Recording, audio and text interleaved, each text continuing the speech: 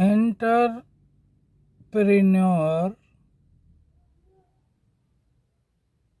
एक टर्म है जिसके तहत नए नए बिजनेसमैन पैदा होते हैं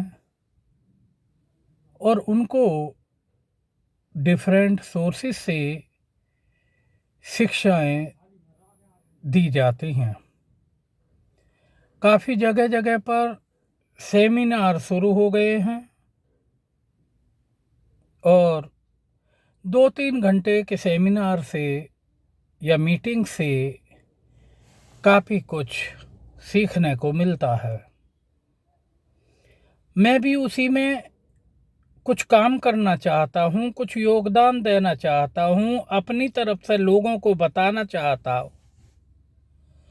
क्या बताना चाहता हूँ कि कोई भी व्यक्ति किसी भी क्षेत्र में कोई भी बिजनेस कर सकता है और इसके लिए गवर्नमेंट से भी छूट है। गवर्नमेंट बेनिफिट भी देती है, गवर्नमेंट पैसा भी देती है, उधारा भी देती है और उस पर कुछ कंसेशन है और कुछ को आपको रीपेमेंट करना पड़ता है जैसे ही आपका सेटअप हो जाता है। अब लोग ये कहेंगे कि ये एंटरप्रेन्योर ये जो है एक पढ़े लिखे और धनाढ्य लोगों का ही काम है। ऐसी बात नहीं है। आप सफाई कर्मचारी का काम सीख सकते हैं, आप कारपेंटर का काम सीख सकते हैं, आप प्लम्बिंग का काम सीख सकते हैं, आप बिल्डिंग बनाने का काम सीख सकते हैं और आप प्रॉपर्टी डीलिंग का काम सीख सकते हैं। और इसी तरीके से इसका कोई क्षेत्र लिमिटेड नहीं है।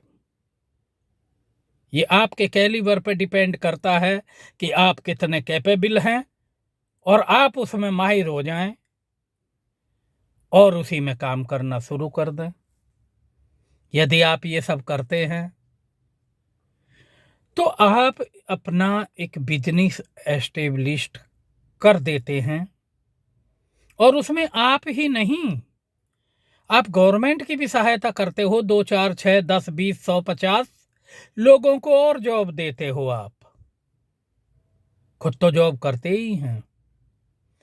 और देखो, ये पुरानी धारणाएं हैं कि नौकरी से ही इज्जत होती है। नहीं, नौकरी से इज्जत नहीं होती, बिजनेस से भी इज्जत होती है।